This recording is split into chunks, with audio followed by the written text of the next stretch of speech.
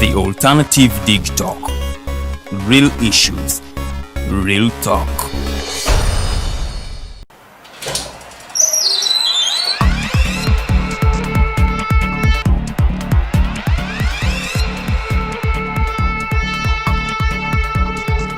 You have got to get up pretty early to go do something.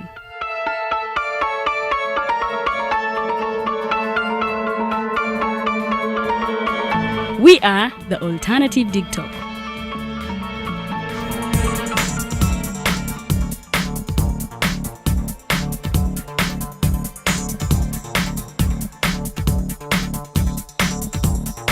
With our mobile studios, we are redefining TV presentation just as technology is setting the pace.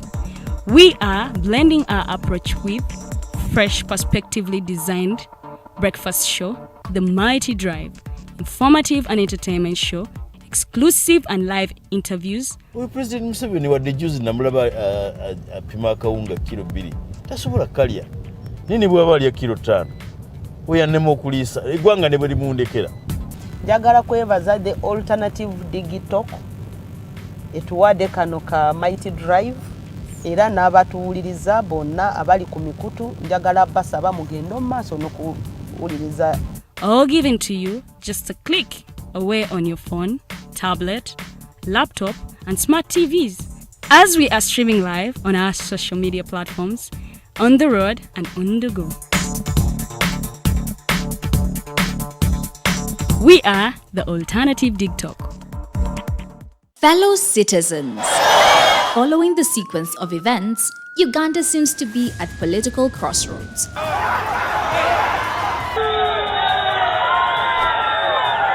I'm not a servant of anybody. Madam, I know the law. As such, Alternative Digital brings you the Interface Show with retired Colonel Dr. Kiza Besuje. Let's keep on the same page on Alternative Digitalk. As he gives you the alternatives on the transition question, rule of law, human rights and freedom, youth inclusion in governance, economic stagnation, as he confirms. I'll be always here Saturday from 10 a.m. in the morning. Be there. Don't miss the live discussion on the Alternative Uganda, Digitalk TV Facebook pages, and the Alternative Uganda YouTube channel.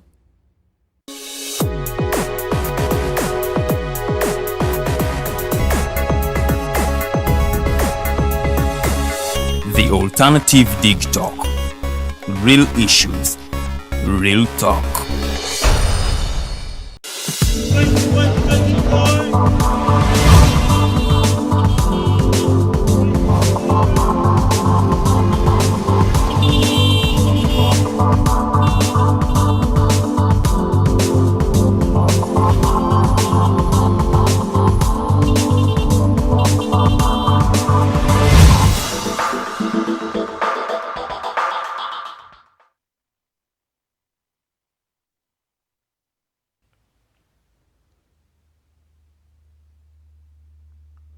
Amacha amalungi olunaku olwaleero ennaku z'omwezi ziri 22 omwezi gwa August omwaka gwa 2022. Yeah, there's a lot of 22s in today's date. Ladies and gentlemen, baniriza nnyo ku mukutu gwammwe ogusingira ddala online. It's the best online television that you can find in Uganda, Digitalk TV. Tubaniriza nnyo ndabe eddakiika ziri 4 ze zaakayita ku ssaawa emu ey'okumakya. Webale kubanga okeeredde ku mukutu gwa Digitalk TV. Ate njagala okusooka okwebaza kubanga okedde. Bantu bangi mmanyi bakyemulungula mu buliri mpolampola agamba nveeyo oba nsigalemu naye ggwe ate ozuukuse n'amaanyi mangi ogenda ononye ekigulira amagala eddiba. Weebale nnyo okubanga weekumidde ku Digitalk TV. Amannya nze Edgar Matthew Karuhanga nze muweerezaawo ku lunaku luno olwa Monday olunnyogoga wano Makindye we tuli mu streaminga live from. Mwebale kubanga mwekumidde ku Digitalk TV nga wensiba mbagamba wano Digitalk TV mukutu gwa online ate twasalawo kubanga tukyusa ku ngeri bannayuganda gye baweerezebwamu naddala ku mukutu gino egya Facebook ne YouTube. Ffe tukkiriza nti nno digital is the future, era future yerero. So we are deciding that we are redefining the social media narrative in this country, telling stories at the comfort of your mobile phones, tablets. Na osinzira okubanga otulaba olunaku luno olwaleero ebintu bingi bye tulina amawulire mangi ge tulina ekigenda maaso wali mu Kenya wetwogerera nga essaawa zino zennyini Raila Amolo Odinga oba olunaku lwaleero Raila Amolo Odinga agenda kubanga asindika petition ye wali mu Supreme Court ng'awakanya okuvootingibwako omwami William Samoei Ruto. Ngenda kubamba buli ebiki ebigenda maaso mu ggwanga erya Kenya. Leero we tugenda okubanga tusimba amakanda ate era tugenda kubeera wali nga twogera ku bigenda maaso mu Angola ku lunaku olwokusatu. Angola egenda kubanga eronda omukulembeze waayo omulala. Tugenda kulaba tight race wakati wa MPLA eyo yali Liberation Political Party wali mu ggwanga erya Angola ejjukira beenunula mu mwaka gwa 1979. Ngenda kuba nkunyumizaako biki byolina okumanya eyo era nga tumayiza tugenda kwogerako ne US Secretary of State Anthony Blinken ali mu kubanga touringa the whole of Africa ng'agezaako okubanga finding solutions to the increasing human rights violations on the continent eyaffe ya Africa. Kumpi buli nsi ku lukalu lwa Africa wano ebadde eyina incidents of human rights violations nyingi. So omwami Anthony Blinken abadde atambula nga banoonya solutions as the United States. Ate nga nno bantu bangi abadde beesuuliddeyo ogwannagamba wano mu ggwanga erya Uganda nga mu continent ya Africa nga bagamba US tevuddeeyo nnyo okubanga erwanirira eddembe ly'abantu mu Africa wano. Bintu bingi bye tugenda okubanga twogerako ne junta wali mu Mali tulaba nga France esobodde okubanga yavuddeyo mu ggwanga lino troop eyadde esembayo ey'Abafaransa mu Mali yavuddeyo naye yadde yakavaayo bweti Russia nayo nesobola okubanga yeegatta ku conversation eyo. Byebyo byennyini bye tugenda okubanga tunyumyako paka ssaawa ziri 3 ez'okumakya. Ate olunaku lwaleero tulina omwami Asuman Odaka ono nno nga ye national coordinator w'ekitongole kiri ekya NID ajja kuba ababulya NID ekola ki ate kiki kye baluubirira. Tugenda kuba nga twogera ku biki ebigenda maaso mu ggwanga. Last week amawulire mangi agaafuluma nga galaga nti Ssenkulu wa Uganda Airlines afuna obukadde 87 ate omuntu asemberayo eddala alongoosa ennyonyi mu Uganda Airlines afuna obukadde 4 obw'ensimbi. Kino nno kyawawaza amatu ga bannayuganda bangi nga beebuunya kiki kino ekigenda maaso mu ggwanga kubanga Uganda Airlines eyo okuva yatandika okubanga ekola omwaka gwali gwa 2020 ndooza 2021 awo we bagikomensinga ngeddamu okubanga eweereza bannayuganda okuva olwo ebadde ekola nga losses ez'enjawulo naye nga tekyewuunyisa abantu abafuna omusimbi guno gwonna baguzzaawa. Bye tugenda kuba nga twogerako olunaku lwaleero era twagala kunyumyako n'ekibba ky'amadagala n'ebikolezebwa mu malwaliro. Wali ekayo nga twalabye nga abantu bangi abadde babba ebintu by'amalwaliro. So tugenda kwogera na ku nsonga eyo era twogere ne ku bintu bingi ebigenda mu maaso mu ggwanga insecurity crisis byonna olunaku lwaleero ne Asuman Odaka tugenda kuba tubinyumyako paka ssaawa ziri 3 ez'okumakya. Weebale kubanga weekuumidde ku Digitalk TV gw'oyagala okubanga olanga naffe osobola okubanga okikola okubira programs director w'ekifo kino omwami Mukose Arnold Anthony. Enamba yeri 0701800212 noti 7 noti 8 noti 2 omwami oyo ajja kubanga asobola okubanga akukwasaganya buli kimu ky'oyagala. Oyagala ku live streaming event yo, oyagala kukolera videography, oyagala kukolera photography, oyagala kukola event hosting and event organizing, book launches, byonna tubikola wano ku Digitalk TV. So wagira Digitalk TV oba oyagala kulanga byamaguzi byo ku ssente entono nnyo tusobola okubanga tukulangira wano ku Digitalk TV. So feel free okubanga otusindikira direct message wali ku social media platforms affe kwe tuli olunaku olwaleero at The Alternative Uganda kwe tuli at Digitalk TV nawe we tuli okubanga tusobola okukuweereza. So tusindikire direct message tujja kubanga tukuweereza in real time. Katandikireko wali mu ggwanga erya Kenya. Now Kenya twalaba akalulu wiiki ewedde nga badeclaringa ku Monday yaggwa nga badeclaringa nti omwami William Samoei Ruto ye yawangula akalulu kano aka Kenya. Raila Odinga, Martha Karua nno bano be bali bakwata flag ya ODM, the Orange Democratic Movement oba Azimio la Umoja, be bali bakwata flag eyo be bawangula bawakanya bino ebyava mu kalulu kano ng'ate bayambibwako ne omukyala Cherera ono nno nga ye deputy wa omwami wali atwala ebyokulonda oba akulembera Independent Electoral and Boundaries Commission mu Kenya, omwami Wafula Chebukati bawakanya byafulumya nga bagamba bino nno byali byamankwetu. Mu ngeri eyo basazeewo okubanga bapetitioninga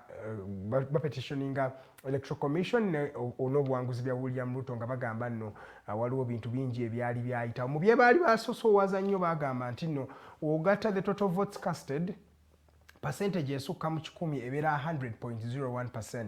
Eyo 0.1% wogiyikwetinga mu kalulu oba mu bavoters bennyini abali mu ggwanga lino erya Kenya kaba kalaga fraction y'abavoters emitwalo 14,200. Eno nno eba namba nnyingi era bayimirira on grounds ezigamba nti ng'ovudde ku ekyo abantu okubanga basukkamu mu total number, because total number erina okukoma ku 100%, eno 0.1% ebeeraga waliwo some bit of irregularities. Basalawo era ne bafulumya ne bagamba ekyokubiri eki kye bagenda okuyimirirako nti waliwo constituencies ez'enjawulo ezaali tezinnaba kubalibwa era obululu bwabwe tebabuconsideringa. So bagamba ng'ogassa ezo variables ez'enjawulo result gye walina okufuna mu kalulu kano at least yalibadde ekyukako, oba nga bagamba nti William Ruto teyaliwezezza 50+1 vote byaweza. Ono omwami William Ruto yawangulira ku bitundu 5.49 ekiraga nti nno obululu nga emitwalo 10 bwe yasinzaako omwami ono Raila Amolo Odinga. So olunaku lwaleero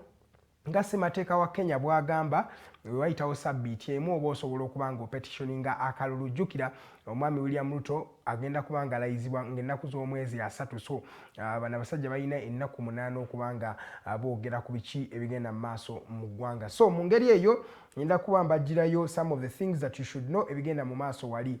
Supreme Court judge Supreme Court judges bamaze dda okuba nga batuula.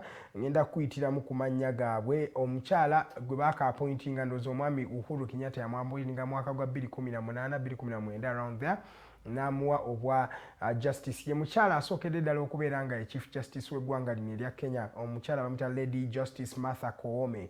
Ono nno agenda kubeera ku Supreme Court judges, agenda kubeerawo kubagenda owuliza query y'omwami Raila Amolo Odinga. Waliwo ne Lady Justice Philomena Mbete Mwilu, ono nno ye Deputy Chief Justice, bonna nno abakyala. Waliwo Justice Mohamed Kada Ibrahim, Justice Dr. Smokin Wanjala, Lady Justice Njoki Susanna Ndungu, and Justice Isaac Lenayola. Nonno kati bano be mukaaga ku bantu omusango abagenda okubanga bawuliriza wali omusango gwa Raila Amolo Odinga. No kasooke kuyitemu bagenda okubanga bakulembera okubanga defendinga Independent and Electoral Boundaries Commission oba kana akakiiko akatwala ebyokulonda mu ggwanga erya Kenya.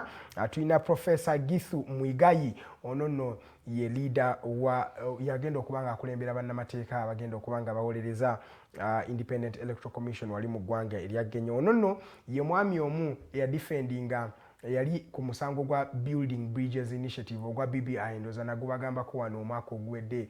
Guno omusango nno tegwali musango naye yalinga electoral reforms oba constitutional reforms abambi bana omwami Uhuru Kenyatta gye yali ayagala okugezaako okubanga akyusa mu ssemateeka batandikewo kye baali bayise Building Bridges Initiative. Omwami ono Githu Muigai yennyini ye yali mu musango guno naye bagugoba ndoza mujjukira biki ebyaliwo. Ye William Ruto agenda kubanga ali defended by Professor Kithure Kindiki mu abatera okufollowinga politics wa Kenya. Omwami ono mumanyi agenda kubanga representinga omwami William Samoei Ruto. Sigwe gusoose nga Kithure Kindiki agezaako okubanga defendinga omwami William Ruto. Jjukira ye omu omunamateeka yennyini eya representinga omwami ono Uhuru ne William Ruto wali mu International Criminal Court mwennyini ono nno omwami Kithure Kindiki. Kithure Kindiki era ye yabadde national agent w'omwami ono William Samoei Ruto mukano akalulu akawedde. Professor Kithure Kindiki yagenda okubanga awolerezaamu William Ruto. Musajja alina experience nyingi mu mateeka. Mu kirala ono Kithure Kindiki y'omu ku baali balina okubeera in fact running mate w'omwami ono William Samoei Ruto we yali agenda okubanga yeesimba mu kalulu kano kennyini. Naye ebyaliwo ndowooza mujjukira omwami Gachagua kati vice president we Kenya elect oba deputy president we Kenya elect omwami oyo basalawo balonde ye naye nga mu bacandidates abaali abangi wasigalawo babiri kwasigalawo professor Kithuri Kindiki n'omwami Muigai omwami Gachagua aba babiri kwe balonda yalina okubeera running mate so basalawo ne balonda omwami Gachagua naye ono ye yakoze nga national agent oba ye agent ow'okuntiko ddala owa William Ruto mu kalulu konna akagenze maaso munnamateeka omukenkufu mu ggwanga liri erya Kenya era yagenda okubanga awagira William Samoei Ruto ono agenda kubanga ayambibwako senior counsel Ahmed Nasir Abdullahi oyo mumumanyi naye ng'ate ayambibwako n'omwami Nelson Havi munnamateeka mukenkufu mu ggwanga liri erya Kenya era atera okubeera ku mukutu gwa Twitter awo ng'ayogera ebintu bingi omwami ono beebo abannamateeka abagenda okubanga bakulemberamu the defense of William Samoei Ruto katulinde tulabe ebiki ebinaaba bivaawo mu ngeri eyo kanveekaawo twogere ku bannamateeka abagenda okubanga barepresentinga Raila Amolo Odinga ono agenda kubanga ali represented by senior counsel James Orengo senior counsel James Orengo musajja nno abadde mu mateeka ga Kenya okumala ebbanga lingi nnyo from 1992 mujjukira akalulu ako kaali ka mwami Daniel Arap Moi yali I'm forgetting the candidate gwe yali yesimbyewo naye mu 1992 omwami ono yali mu kuwolereza kyali akalulu ako mu 2007 era yawolereza Raila Odinga akalulu ako mukajjukira akavaamu bannakenya okubanga beetema abantu 300 ne bafiira mu njege eyo mu 2013 era ye yali looya w'omwami ono Raila Odinga wadde omusango teyaguwangula ne mu 2017 ye yakomawo n'awolereza omwami Raila Odinga so mu electoral petitions ez'enjawulo omwami ono James Orengo senior counsel manyi okubeera senior counsel mu ggwanga liri erya Kenya tekibeera kyangu nnyo so omwami ono senior counsel yagenda okubanga akulemberamu abagenda okubanga bawolereza Raila Amolo Odinga mu balala abagenda okubanga bagenda kumuwolereza mwe muli Otiende Amolo ono ye MP elect wa MP mulamba mu ggwanga erya Kenya then bagenda kubeera n'omwami bamuyita ngovudde ku by the in fact James Orengo ono ye governor omupya ow'essaza liri erya Siaya then Amolo Otiende no MP then ne Tom Ojenda ono naye professor ate senator elect wa ekifo omwami Raila Odinga gy'atera okuva e Kisumu oba gy'alina obuwagizi obungi mu baluwo omwami Tom Ojenda yagenda okubanga bagenda okubanga bawolereza omwami Raila Odinga mulimu James Orengo senior counsel then Otiende Amolo then ne professor Tom Ojenda bagenda okubanga bawolereza Raila Odinga mu kalulu ako kennyini yes ndoza tuveeko kaawo twogereko ne ku mwami Miguna yali musajja muwagizi wa Raila Odinga nakinku naye we twogera nga ali mu Canada yadduka eggwanga yali amuka naye William Ruto yagamba of course we banamulonda Miguna agenda kubanga akomawo mu Kenya in just 1 week ate nga already William Ruto is the MP elect ye Miguna yavuddeyo n'agamba guno omusango tegulina gye gulaga ate n'agamba tekigenda kubanga kisoboka okubanga basazaamu obuwanguzi ba William Samoei Ruto mbunga agamba grounds zino tezimala okubanga basazaamu akalulu kano so katulinde ekyo ekinaaba kigenda mu maaso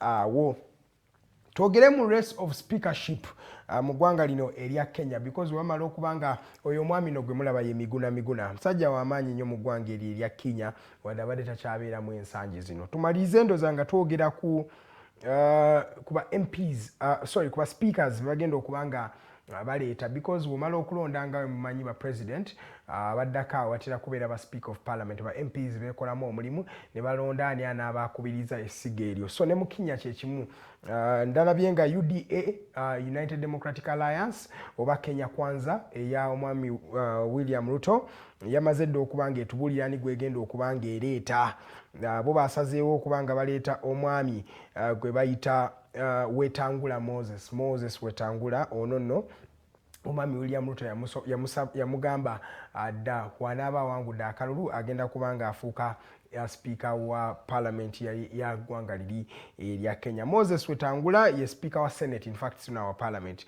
Ono ye mukulembeze wa Ford Kenya ate nga ye senator wa essaza liri erya Wengoma. Moses Wetangula musajja yaletera William Ruto bali bakoze deal ne Wetangula nti mu bifo gy'ava Wengoma alina okumufunya 70% and above. Abamufunidde 70% and above ajja kuba mufuula speaker wa Kenya wa Senate ya Kenya. Kyenyini kyatuukiriza because omwami ono Wetangula yamuleetera even more than 70% okuva Wengoma. Wengoma tukimanyi nti no kifo ekyo kya Raila Odinga, the strongholds za Raila Odinga.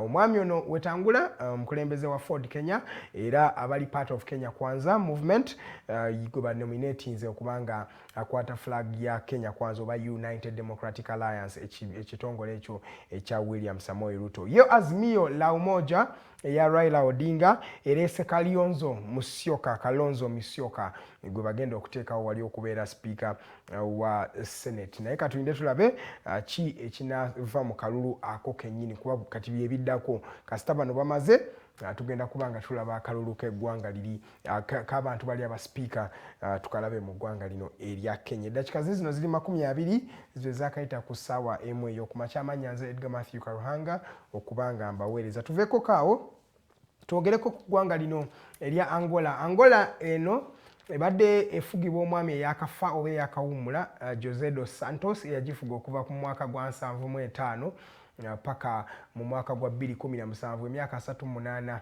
ng'afuga eggwanga lino. Mu 2017 Angola yakola history okubanga liggwanga erisookedde ddala mu myaka 38 gwe mulundi ogwasookera ddala okulaba nga José dos Santos oyo gwe mulaba nga siye president ow'eggwanga lino erya Angola. Twalabanga João Lourenço eyamuddira mu bigere eyali vice president we ate yagezaako okubanga amwejja nako kubanga we yamala okubanga awangula obuyinza yasalirawo ddala okubanga abateekako n'emisango abaami abaali mu gavumenti eno eya João Lourenço eya José dos Santos ne ba family members be bonna yabateekako envumbo nga bagamba bintu bingi bye baakola okubanga badibwaga ensimbi z'omuwi w'omusolo wali mu ggwanga erya Angola. 5 years down the road tulabanga opposition mu ggwanga lino erya Angola yeeyongedde amaanyi era nga bakomyewo mu kalulu akagenda okubanga kagenda mu maaso mu wiiki eno yennyini. Ku lunaku olwokusatu Angola egenda kubanga going down to the polls. Wetwogera nga opposition leader Adalberto Costa Jr. oyo no muvubuka charismatic mwana muto ze okubanga anoonya ku ntebe. Ekyenjawulo ekiri ku ggwanga lino erya Angola nabo nga we tuli wano e Uganda abantu abasinga bali wansi w'emyaka 30 era bagala okubanga balaba change mu ggwanga lino erya Angola. Bano nno bakakasa nti nno ebyedda tebaabiraba ajjukira mu ggwanga lino erya Angola lyali mu civil ez'enjawulo ez'amaanyi ez'abatwala ez'abayiribya nnyo ng'abavubuka batera okubanga boogera. So bano abavubuka bo tebabimanyi bo bagamba nti ssente zaabwe zidibagiddwa nnyo babbiddwa nnyo eggwanga lyabwe erina amafuta lyayonoonekebwa lyadibagibwa abantu abaali bannakyemalira. So mu ngeri eyo Angola egenda kubanga eronda João Lourenço akomawo ku kisanja kye ekyokubiri wadde akomyewo bannansi bangi abatamukkiririzaamu abagamba nti be baali abamu abaakolanga n'omwami José dos Santos. So katulinde akalulu kanaaba ak'amazima tunaalaba nga waliwo enkyukakyuka. For the first time tuyinza okulaba nga MPLA eyo movement ya liberation of movement for people's liberation of Angola ekyaba leadinga political party yaba leadinga okufuna independence mu 1975 tuyinza okubanga tugiraba nga ennaku zaayo zirabika zitandise okubanga zibalibwa ku ngalo. Naye ebya Africa obimanyi akalulu oluusi koogera birala ate n'abatera okufulumya ebyavudde mu kalulu nabo boogera birala. So kyekyo kigenda maaso mu Angola ate nga wano mu continent ya Africa twalabye nga omwami US Secretary of State Anthony Blinken yabadde nga atambula nga touringa African countries ez'enjawulo. Yatandikira wali mu South Africa ng'ali ne Cyril Ramaphosa bagezaako okubanga bamplifying amalowoozi g'aba Africans abali disenfranchised. Africans bangi abadde nga tulabanga abafirika bangi abatulugunyiziddwa bangi abasibiddwa mu makomera ne mu Uganda wano wennyini mwebali. So human rights violations zibadde nnyingi nnyo. So twalabanga Blinken agenda n'agezaako okubanga touringa Africa ate mu ngeri eyo n'omwami Joe Biden oba president wa USA bavaayo nga bagezaako okubanga balungamya engeri gye bagenda okubanga bareducinga human rights violations mu ggwanga lino mu continent eno eya Africa. So mu ngeri eyo twalabye nga Anthony Blinken agezaako okubanga bafindinga ways wadde ba Africans bangi Abafirika bangi abagamba nti America beesuuliddeyo gwa nagamba ku mbeera y'Abafirika gye bayitamu. Ekisooka tulina the Ethiopian crisis wali ekigenda maaso there is poverty, famine and death mu Tigray regions. Abantu tebalina na kyakulya, famine y'amaanyi nnyo mu ggwanga erya Ethiopia. Naye bantu batono abayogedde ku nsonga zino ekyaleetedde n'omu ku members ba director ba World Health Organization okuvaayo ne bagamba mbuno embeera Abafirika gye batwaliddwamu si nnungi nga bagamba when you juxtapose ekigenda maaso mu Ukraine ne Russia ne attention gyefunye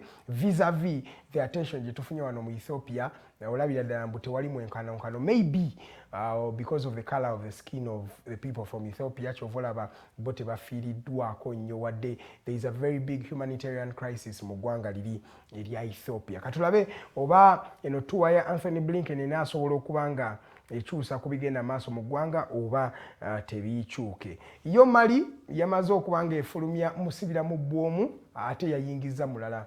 Twalabye nga France yaggyeyo amagye gaayo ag'enjawulo agabadde gali mu ggwanga lino erya Mali agabadde gamazeemu ebbanga lingi nnyo nnyo. Jjukira eggwanga lino erya France lya colonizing most of the West African states era n'olulimi lwatera okwogera lutera kubeera lulimi luli Olufaransa. So mu ngeri eyo abafulumiza baggyeyo base zaabwe zonna n'abannamagye baabwe aba France bavudde mu ggwanga lino erya Mali naye baadde bakavaayo we bati twalabye nga ate aba Russia nga nabo bayingira. Jjukira aba Russian mercenaries abali mu ggwanga lino erya Mali bantu babataddeko emisango mingi bagamba basse abantu bangi ba civilians abasoba mu bikumi n'ebikumi be batiddwa ba machinery bano ba mercenary bano ab'eggwanga lino erya Russia. Bintu bingi ebibadde bigenda maaso mu ggwanga erya Mali naye France efulumye ate tulabanga of course Russia ekomawo eyingidde.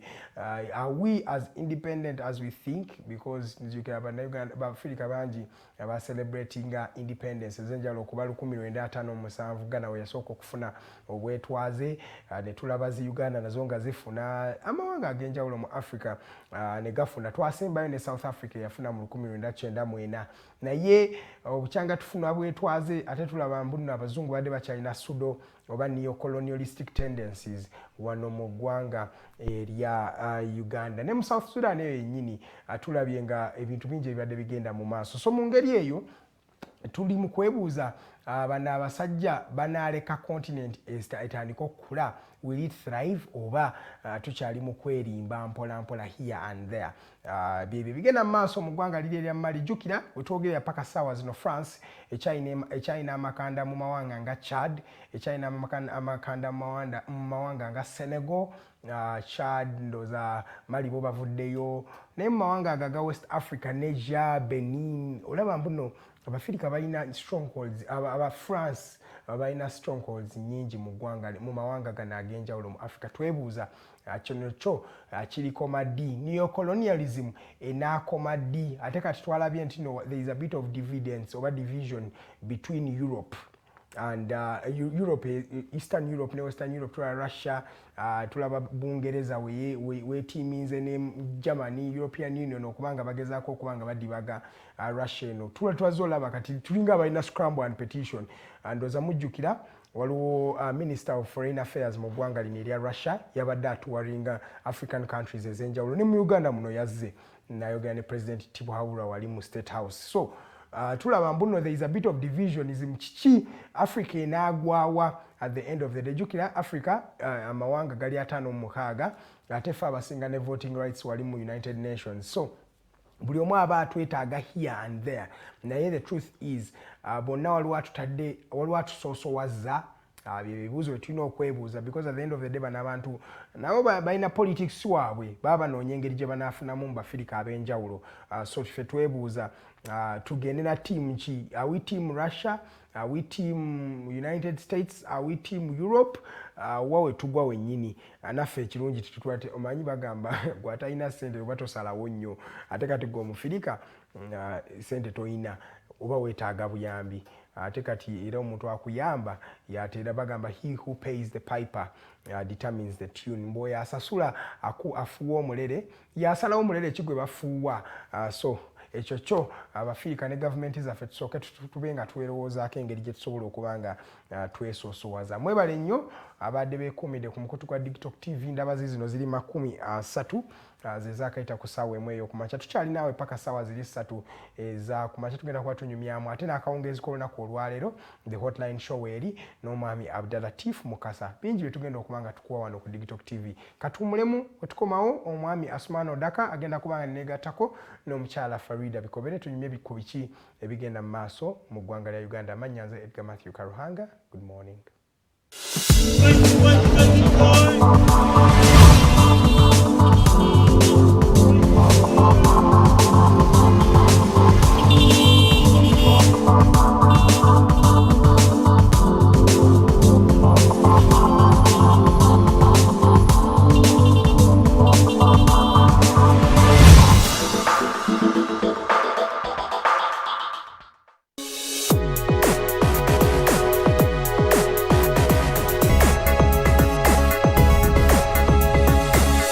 The Alternative Digitalk.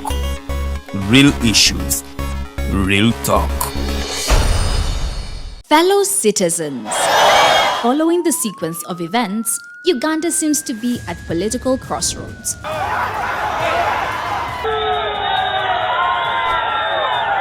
I'm not a servant of anybody. Madam, I know the law. As such, Alternative Digital brings you the Interface Show with retired Colonel Dr. Kiza Besuje. Let's keep on the same page on Alternative Digitalk, As he gives you the alternatives on the transition question, rule of law, human rights and freedom, youth inclusion in governance, economic stagnation, as he confirms. I'll be always here Saturday from 10 a.m. in the morning. Be there. Don't miss the live discussion on the Alternative Uganda, Digitalk TV Facebook pages, and the Alternative Uganda YouTube channel. How you beautiful Ugandans, it's your girl Digitalk. Welcome to the fancy floor. Who doesn't see my hair, guys? I am super glamorous. Remember, this is the only show where we're going to be talking about fashion. Please, where are you think? Teaching. What has been confusing you about fashion? Sorry, you said I should not smile. For all the information about fashion, maintenance of body shape, I can wear bling bling when I'm going out. So you can wear bling bling going out or any occasion. we shall be doing all this in the fancy floor. Remember, it airs every Thursday right from 8:30 to 9 with your girl Teddy Tenjo. It is the fancy floor.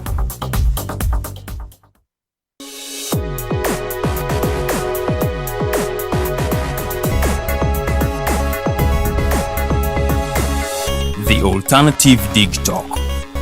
Real issues, real talk.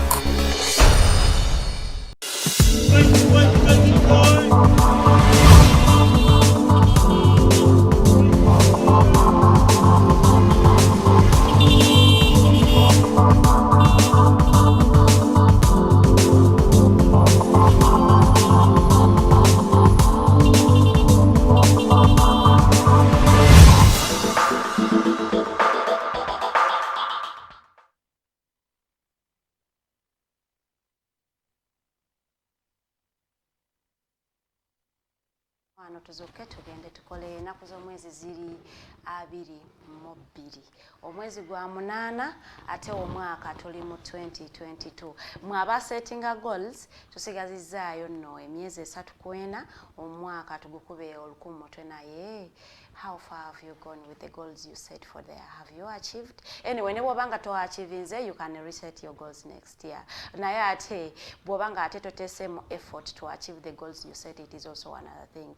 A very good morning to each and everyone that is watching us from wherever you are watching us from. I welcome you to the Mighty Drive.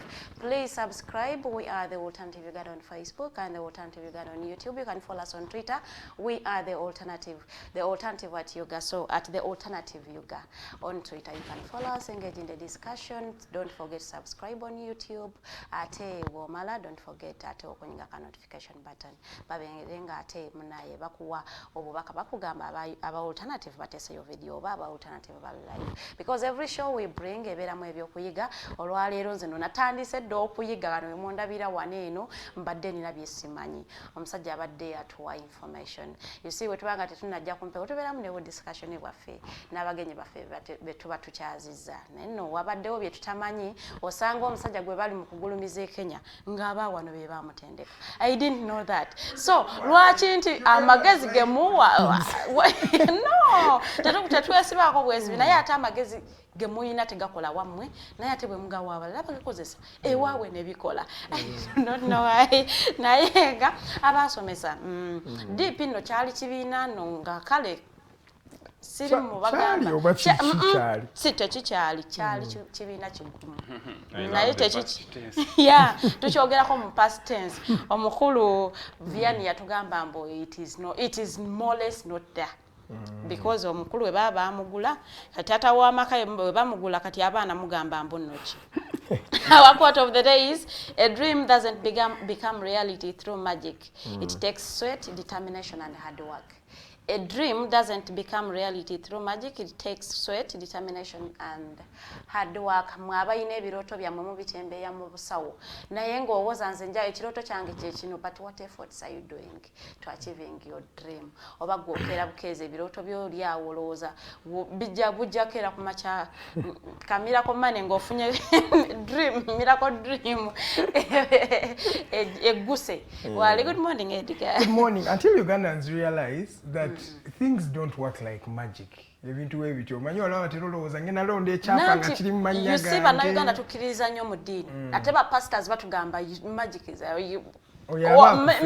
miracle money. Olaba osobola ofuna miracle money mbu you pray for a miracle and it happens. You get miracle money obeera awo sente ne zigwa ku line yo aziteseko natazikilaiminga ne wabula wazikilaiminga. Those things don't really happen every day. But pastors bali mukudisa abantu abagoberezi baabwe ate omuntu bw'abakkiririza muntu buli kyomugamba ajja kitwala nti kituufu. Okay. And just to add, waliwo oyogedde mbu you set your goals for next year. Nze ndowooza ate next year babalinze. Are you sure that you'll be here next year? You're not sure. Start today. Oba omanyi mbu no goals z'emyezi 8 tonnazifuna. Tandika leero ogamba kati nali asettinga goals ki. Nti gyafuna kino gyakola kino gyakola tandika leero okubanga onoonyereza ku kikyo oyagala okubanga okola. Naye nga kale biganye economy nga bw'ogira. Yeah, you start today era ngoddayo bagamba we hustle again okwata obusuuli n'ogattagatta mpola. Tulina omwami Asuman Odaka okuva wali mu kibiina ekya NEED national coordinator waakyo agenda kuba ababuuzaako ababuulire ne NEED ekola ki abaakamulaba omulundi gwe ogwamu ogusoose. You're welcome Mr. Odaka. Thank you very much. Obulamu buli butya ssebo? Buuza kubakola tuli Farida mwebala okuma omutindo. Alhamdulillah. Mwebale neera okubeera nga aba NEED muba olwezi mutuwa obudde etunyumyako n'abantu baffe budde nti bwe tubayita mujja. Amina. Temugaanangako. Tubayigako etuyiga kuba abatuwuliza n'abatulaba naffe ne tuteekako ku mmeeza byetukolayo. Ffe mu NEED tumanyi ebintu bibiri. Waliyo bye mubadde mwogerako ebyokusetinga goal okurisetinga goal. Omanyi waliyo abantu ekyo kisooka ne mukola ekyokubiri nti abantu balowooza ebyapa mu mannya gaabwe. Waliyo ebintu bibiri. Kimu kansookere ku kyensookeddeko ekyokusetinga goal. Mu nsi waliyo kitayita interdependence. Oba toliwo bwe kyokola kikwatagana. Yes, tubeerawo ku lw'abannaffe. Kati olw'okuba tetusobola kubeerawo bw'omu. Yes. Ekyo kyebintu byebimu woba okigaziyiza kyekyateekawo kye bayita gavumenti. So ffe tubeera ne individual goals. Yes. Gavumenti etuteekerawo condition. etusobozesa okwachivinga ezo goals. So kasita obeera n'ekigavumenti ekitateekawo vision, kubanga oyinza okusomesa omwana okuva nursery n'atuuka ku university ng'alina vision ne goal, n'addayo nga talina mulimu ate ng'omulimu gulina okwetingira gavumenti. Abantu abalabira okumpi bajja kugenda banenye omwana. Si mugezigezi banno nga balina emirimu mu gavumenti. So abantu abangi mu nsi eno, they have not failed because they do not have vision or they don't work hard. By the way, those who work hardest are the ones failing. And those who are not working, who are not even putting any effort, are the ones excelling. You know, so that is number one. So we shouldn't blame those who are not achieving vision. I am not encouraging people who want to simply blame, but I am saying, as a government, there must be conditions you set so that you blame those who have failed on account that for you put conditions proper. So, but in a situation where government has not put proper condition to enable people whatever goal, the blame first goes to it. Then how do we define that this one has not done a proper organization for the people? That's one. Let me first finish this one. That's one. Number two, you see, in a situation, it is not also correct to begin blaming people to rely or think of supernatural. You know, supernatural, the supernatural powers. Yes, extra natural. How I can achieve extranaturally. You see, political system or a political elite of the day determine a lot, even in terms of mentality of the people, how people think. You know that this government in town, when they were still in the bushes before they arrived in town, they used to say, oyo saba yekera oyo musajja oyo agenda n'afuuka y'akapuusipuusi. Balina theories. Theories ezo zaali intentional, deliberate, for the construction of a future system that will govern the people. Kati abantu ebatuuka tebyali bya mistake, bali babikola nkagende. No. In governance is a science. Politics is a science. Atasobola kubeera awo n'ayiiya n'agamba kati political system yange eno njagala kugivugira wano. Ojja kubeera nga waliyo kati political parties kati ze mwogerako mu past tense. Byebyo. Things don't just happen. Things are planned. An intentional process. Exactly. So those things, we just better understand them that way. When do we say that the government is to blame? When do we actually blame it? Because yes, naye yinza okuba ng'erina weetuuse neraba ng'ekola ky'amaanyi. You see, government, that's at macro level, even at you. When I want to blame Farida or you, Edgar, I must, for you not having achieved your goals, I first look at the objectives you've set for yourself. That is the first basis. Then I will take, number one, this. Number two, this. When these Bushmen arrived in town, they had a 10-point program. When we go to that 10-point yes, issues of democracy, issues of economic building, an integrated, those guys had English, an integrated, self-sustaining economy. You get it? All of them, zero.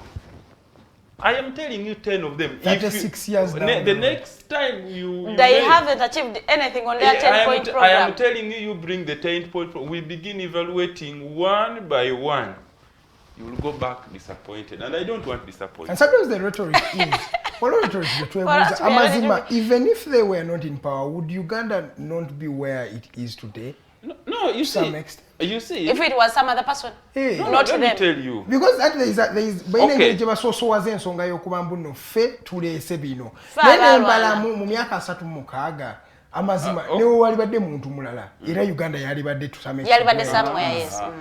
Kankubuulire omanyi lwaki buli akuba campaign kati tewali owuliriza nnyo abaagala obukulembeze. Yes. Tewali ayagala obukulembeze kati agamba Munnayuganda nja kubaleetera bino nga bipya. Buli omu abagamba nja kuzaawo kino, nja kuzaawo kino, nja kuzaawo kino.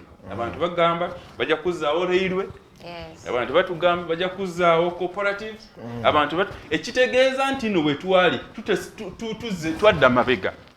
Kati omukulembeze yenna ategeera alina okukwata movement government kino gyetuzize mabega okusooka otuleeta wetulina okubeera tulyoke taking off.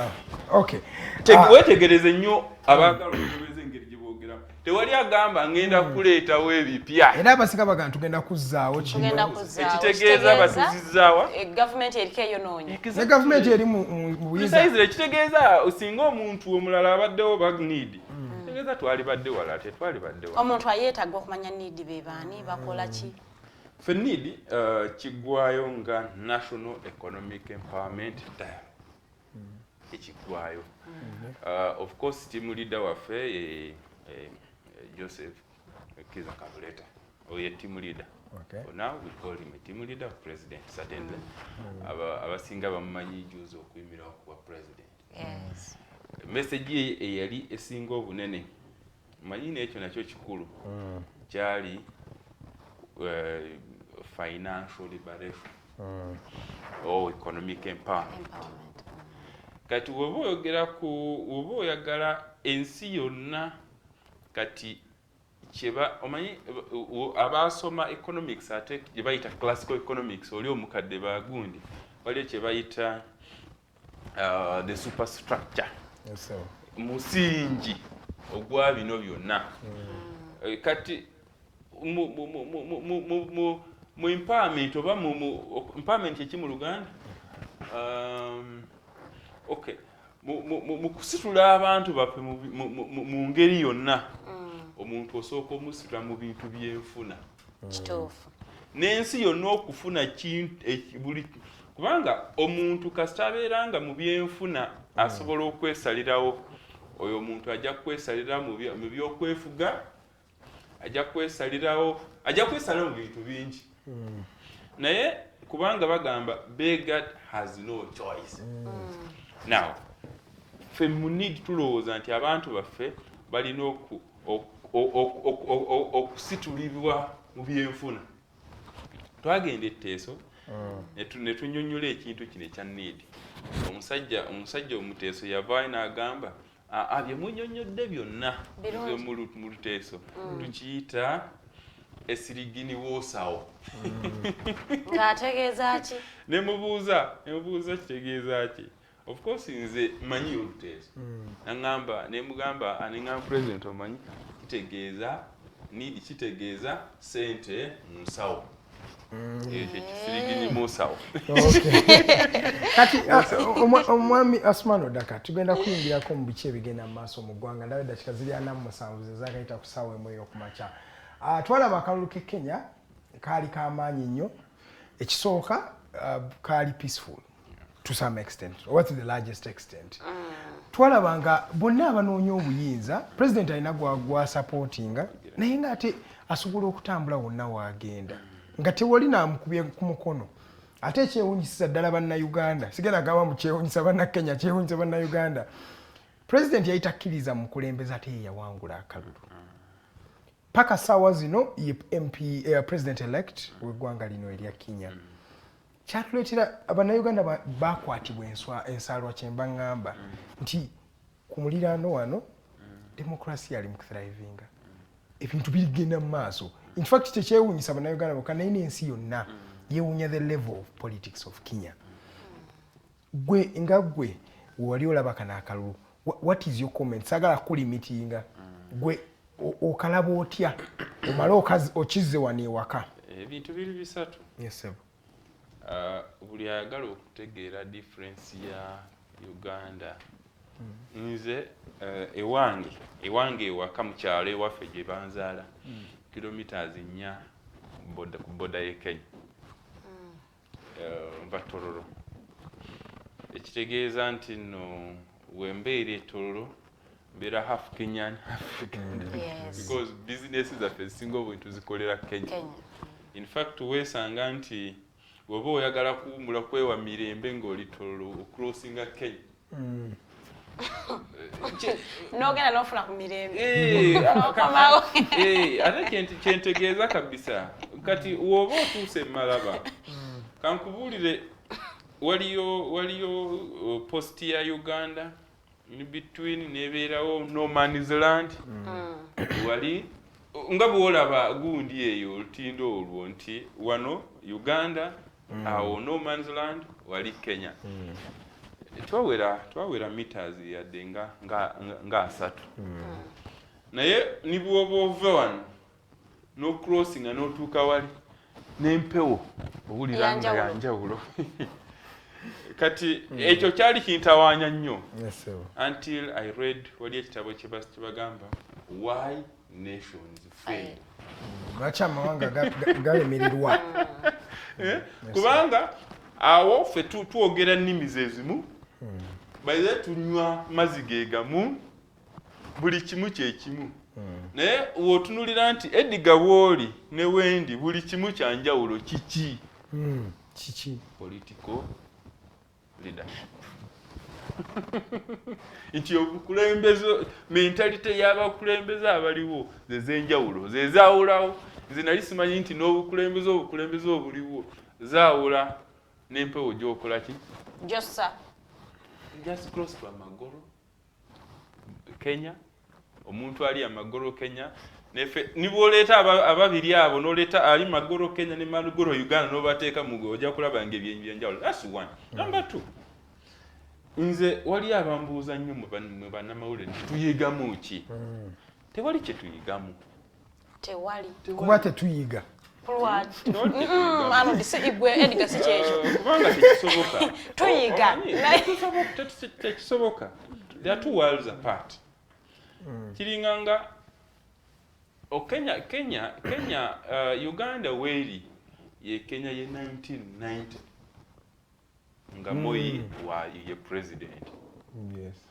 Omanyi Moi oyo buli kimu government eno kyetukoze kyabakola yakikola e Kenya kyali akola e Kenya okujjako kintu ekyo yaleka yasalawo nti military beera independent toyingira mu politics kyokka Moi ekyo yakibala ekyo yakibala n'agamba abapoliisi abajaasi mubeereyo eyo naye ebisigaddewo byonna bano kye batukola Moi yakikola so kyova nkugambye nti ffe tuli mu 1990 Kenya by the way Kenya tebali na 2002 bali around 2050 so in other words question gye mumbuuza nti omwana oba okutta omwana wa Pitu n'omutwala mu kibiina kya PhD ayiga kisoboka nti omwana ali mu primary 2 n'omutwala mu kibiina aba PhD kye basomamu mbw ayinza okuyiga he will see stars. Is it the system of Kenya gye balina ebakyusa because bo at least balina system ey'enjawulo ey'aba governors, senate, house of representatives, deputy president bino ebya governors ne county system. Yes sir. Tenawera yadde myaka batandika 2012 ekyokusatu kankubuulire nti Abannakenya bonna abali mu politics aba Babu Owino bano ba Juneti bano ba Ruto abo bonna nga bw'obalaba abali apart from veteran Raila Odinga bano genda obuze bamabike bagenda nga wano eno Frederick Elbert yakwata nga wano abaana ba UID negenda ba training ba Ruto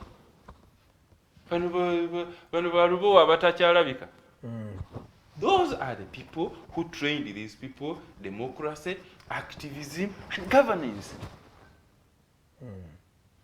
Problem ya political mentality ya Uganda as of now does not it doesn't treasure the mind.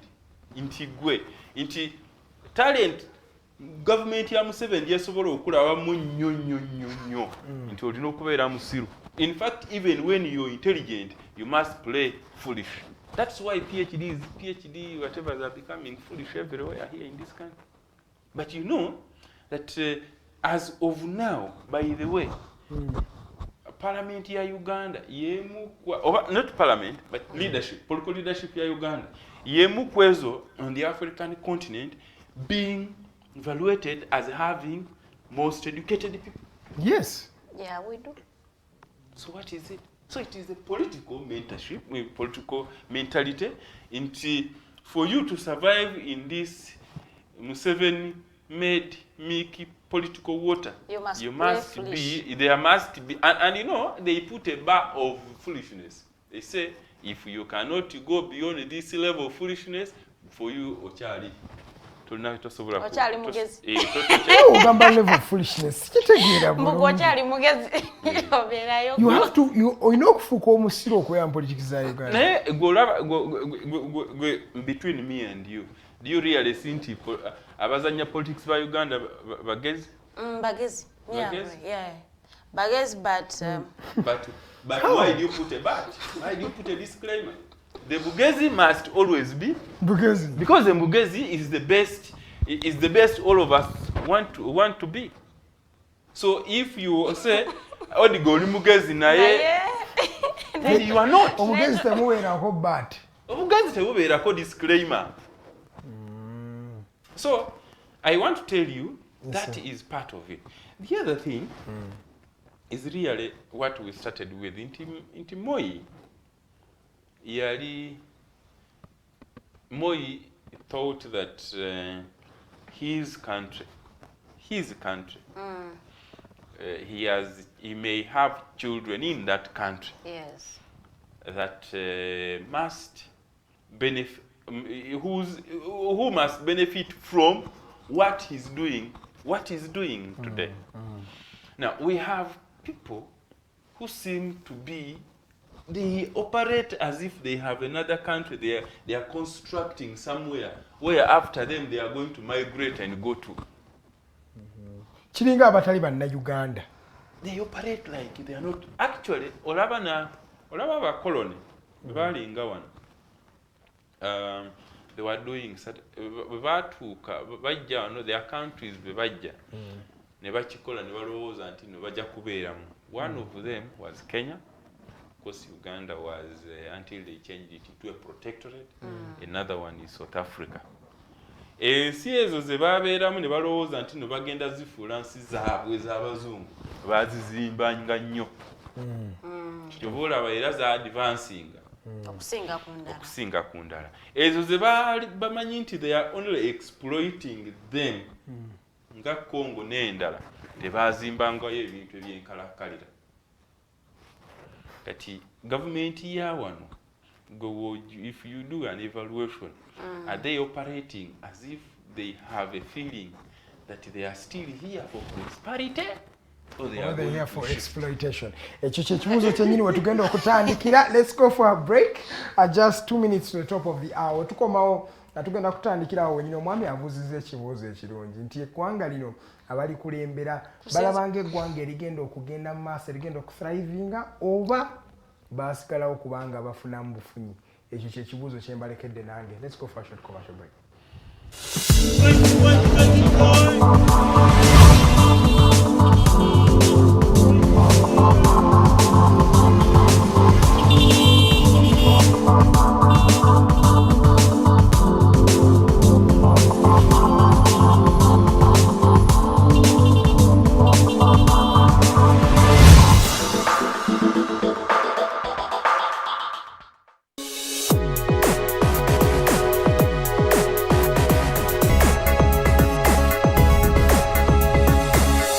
The Alternative Digitalk. Real issues, real talk. Fellow citizens, following the sequence of events, Uganda seems to be at political crossroads.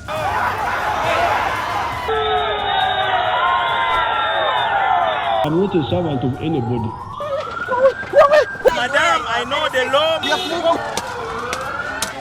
As such, Alternative Digital brings you the Interface Show with retired Colonel Dr. Kiza Besuje. Let's keep on the same page on Alternative Digitalk, As he gives you the alternatives on the transition question, rule of law, human rights and freedom, youth inclusion in governance, economic stagnation, as he confirms. I'll be always here Saturday from 10 a.m.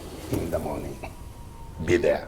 Don't miss the live discussion on the Alternative Uganda, Digitalk TV Facebook pages, and the Alternative Uganda YouTube channel.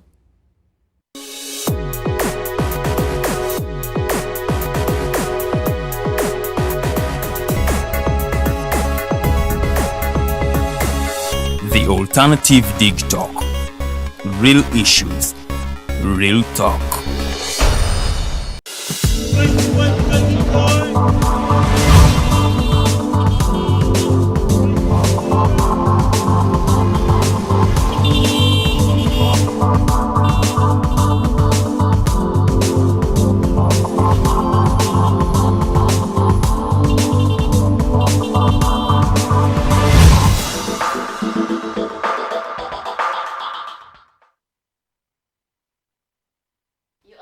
Watching the Mighty Drive or Charlie ku program ya Fenganzi. We still have Mr. Odaka Asuman in the studios. We are talking politics. Tobaddeko e Kenya yonda njagala tuddeke Uganda kati nnyo. Tukikuba kasavu kanyama, we should be talking about the 87 million. Kosase.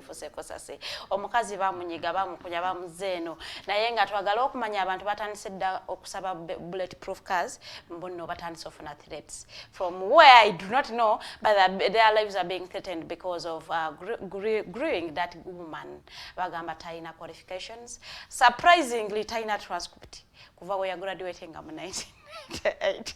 It is in 94.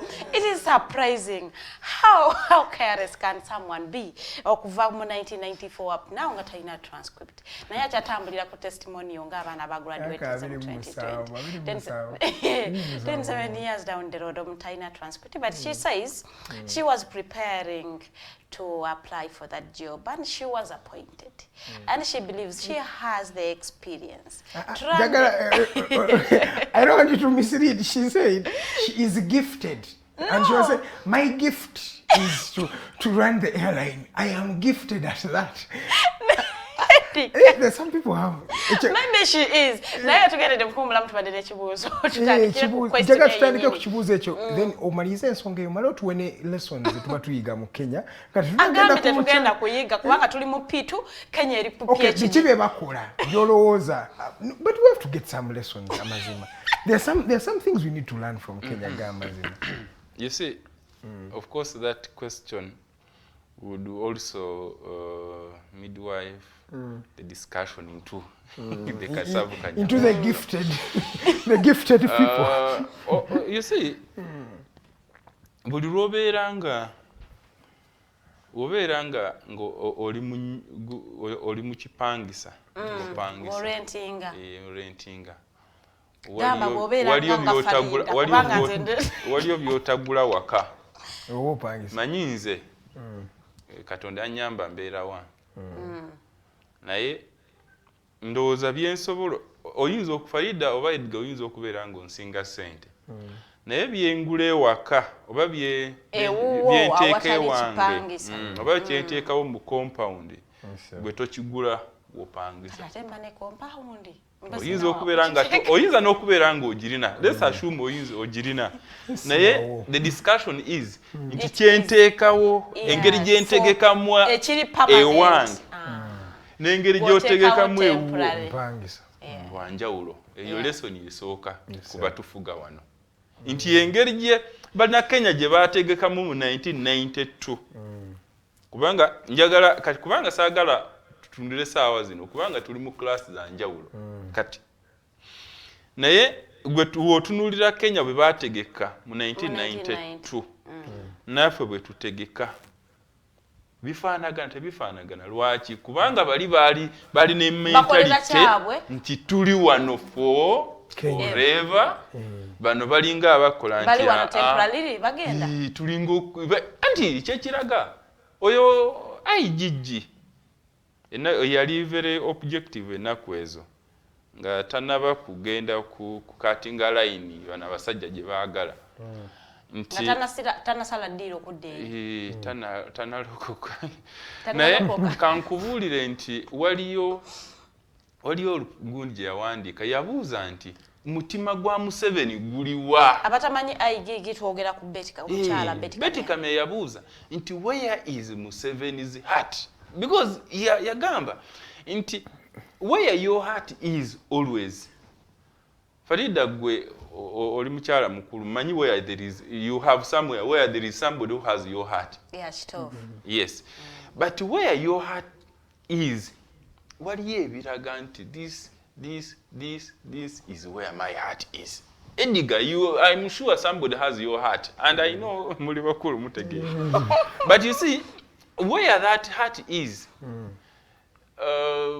abasoga bagamba abasajja kiti kya muwogo naye josinga okuteeka ebirowoozo josinga okuteeka where the heart could stray where the heart strays sometimes you will not invest where the heart strays like where the heart you is invest where the heart is that's where you invest so now if you go dot by dot and Kamya was asking kubanga Kamya naye yali in confusion like I am where is Museveni's heart because the man is not investing here the man operates like after some time ajja kufukamu omuchwezi awo babulebulawo nga babula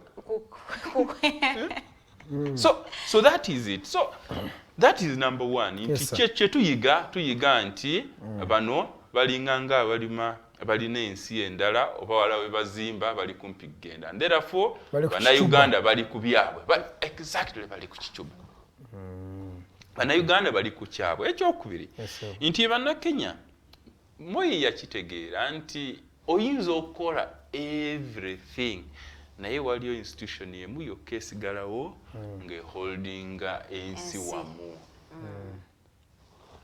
ekyasinga okusaatula Somalia yali mistake Siad Barre gye yakola okufusinga military ng'agiteeka mu buli institution exactly Museveni script Museveni gy'asoma nti wobo ensi weeba esaatuludde buli kimu kyonna kisaatuka something like that naye eyo institution eyo esigalawo institution ya police ne institution ya magye ne holdinga peace kubanga mwabakuuma eddembe ate mwe mwenyigidde mu kunyigiriza abantu that means so wano bakola exactly Siad Barre we yateeka amagye mu byokulima nateeka amagye mu bya polisi so kiri bwe kyajja ne kikuba ensi kyasookera ku magye ne satula buli kimu ne kikola ki Somalia paka leero Siad Barre yavaawo 1991 paka leero eganya okutereera that's how deep it is and that is the exact script yatambuliramu Seven gyatambuliramu even tumugamba nga babala intentional of course this is intentional of course kyekiri ekisoose nti kirabika akola kino abakoloni bana aba Belgian abakola Congo kubanga bo bagenda after all they don't care about your tomorrow because they will not be there they have no stake alikubugwira akuba kichuba because when you operate like this you make us think deep and get confused where is your heart because me Odaka Asuman of Need I know that the only country I have is Uganda. Yes. I don't have because I can go to Kenya, I can go to Ivory Coast, I can go anywhere, but ensi we nyigireyo ngamba kanzira ye waka abaana bagenda e Saudi and so on and so on bakaaba ne babajjamu ne babakola ki naye omwana agamba munkolere ekintu ekyo nzizeyo ewaka.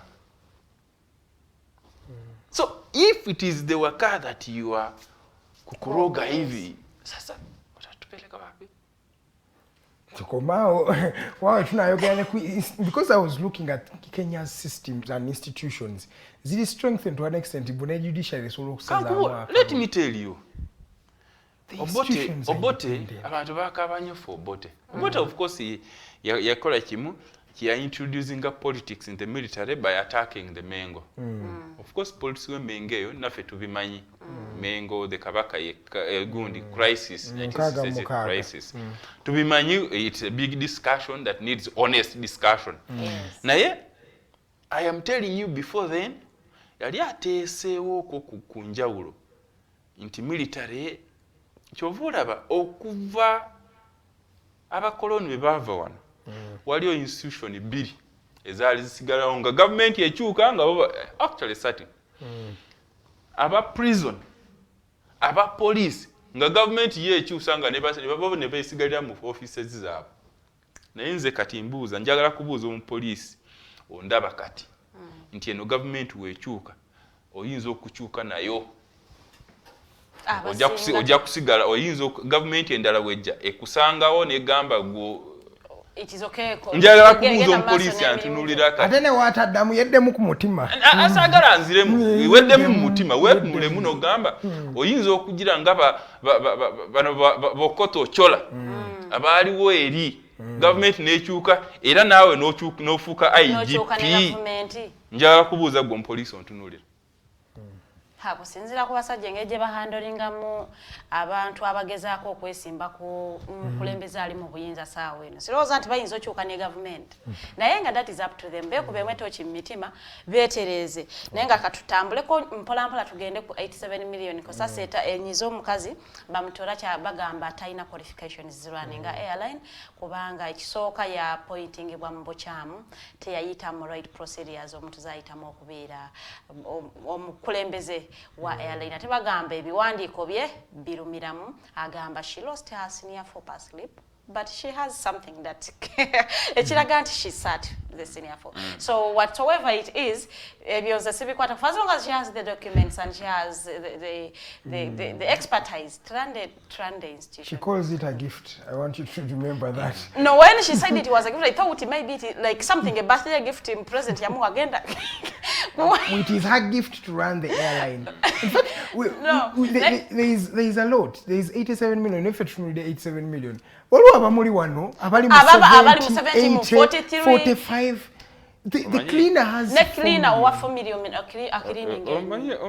Omanyi bannayuganda beerabira mangu naye ekintu ekyo kyaliko wano ku KCC nakyo kituufu biseera bya Jennifer nti driver afuna million 7 ate nga professor ennaku ezo yali afuna million 1.5 ekintu ekyo kyokka ekyakosa se kyemulabyeko naye ekintu it is systematic now.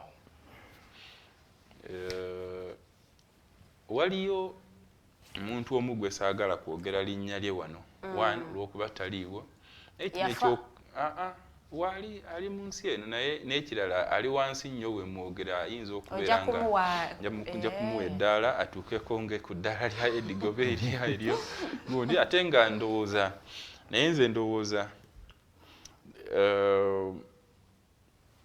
waliyo kye twogeddeko ne tugamba nti obeera nga oli mu nsi eno oba oyagala kusaavinga okubeera mu good books with these people oba okyali waliyo bo ndowooza baateekawo ekipimo oba okyali nga Ediga akyali mugezigezi mukkaawa nedda tana crossing a line. Omusajja yagenze ku Twitter era wenagize I just nemujja kuti neŋŋamba kati nsobola kumufollow nagamba gwe mwe bamenda ba parliament ono omukyala eyamuteekawo was an angel of Uganda, God's angel in Uganda. So so goba mwagala ki oba mukola ki temugenda kola ki oyo si nange sijja mwogera sagala kumwogera kubanga si level ya Digitalk nanga twitiye nagirabye si level ya Digitalk anyway. So nebuuza ningamba, of course nazemu ningamba, really for a long time I have been thinking where to place idiocy, but I have realized that idiocy is one of the talents. Ensi eno omanyi kasita mubeerawo ne an immoral political system, mugenda kufuna an immoral cultural system, mugenda kufuna an immoral economic system, mugenda kufuna an immoral social system. Society egenda kubeera immoral because politics is the one that determines everything. Politics omusajja yazimbye politics, kati politics ye determining because politics even determines what religion you can now worship or whether you should worship or not. It is now politics, so it is now the superstructure. So the moment otuuka mu nsi ng'omukulembeze talina checks checks balances and checks, yes, mufuna obuzibu nga bwe tufuna omukulembeze waffe ate n'ekyo nakyo ngenda kitwala wa Madam Betty Kamya yawandiika n'agamba, wali akatabo ke yawandiika n'agamba oba the president say even if you get enakozi yagambanga nti even if you get Kizza Besigye then you put him that state house, he will be like a governor, he will be the dictator, he will be this and so on. Nemubuuza what is the problem? The problem is our constitution. The constitution gives a lot of power. Nemugamba, I don't think that is true. First of all, it could be true because of our primitive stage in terms of development. Into the rules that have been put forward must be that which can check the player. Yes. Nti we tuba tugenda mu kisaawe waliyo abazanyi abatalowooza mu mutima gwabwe tebasobola kweyawulawo nti kino kibi kino kirungi, so therefore rule ne referee alina okubeera nga abafuuyira engombe buli kaseera. Ye constitution. Naye wootuuka ekiseera nga referee oyo yennyini constitution asobola okukyusibwa n'akolebwa n'akyusibwa omukono n'akola ki nga tewali kirala kyonna kisobola kuziyiza omuntu anyoolanyola omukono gwa referee. Referee automatically ajja kubeera ng'oli yakola ki determining kyo. Ekyokubiri nemugamba olaba tulina ensi mu nsi eno ezitalina constitution empandiike. Naye tebakola kyetukola ki byetukola. So ebyo byonna tetusobola kubiblaminga kugundisa political system. Ekyokusatu nga sinagenda mu nsonga eri nti nabuuziza nti bwe muba mulowooza nti Museveni ekintu kya science yali akyogerako nti okupromotinga scientist yali akimiininga because omusajja oyo buli lwaŋŋamba ekintu waba ayogera kino nze ekyo kisitwala wali ndowooza wali ekirala kyakola kyabala. Nze buli Museveni bwe yatandika science promote science natuula ne president wange kabule nemugamba olaba omusajja ekyo kisikyabala wali ekirala kyakola ki kyali mu kubala. Neŋŋamba olaba twatandika nze bwe nali nsoma twalinga bye tuyita political education. Abala babiyitanga civics education. Of course bwe Makerere byalinga political science. Ebyo byonna byakola ki kubanga ebyo bye byali bizimba omutwe gw'omuntu okubeera nga you can question the leadership, you understand political direction of your country, and therefore you develop some level of patriotism is not taught like they are teaching.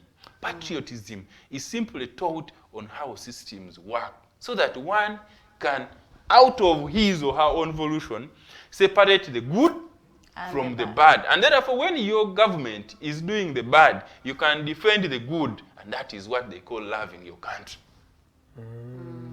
Now, these ones decided to vulgarize it. Now, Museveni yali tavuga science, yali ajjawo ebintu byonna ebizimba civic competence y'omuna Uganda. Because civic competence, omuna Uganda ali civically competent, ajja kuyimira abagambe nedda, this one is bad, this is wrong. That was it. Because, show me, out of all those who earn 87, and by the way, I wanted somebody to we put whatever here, and we say, okay, the top 100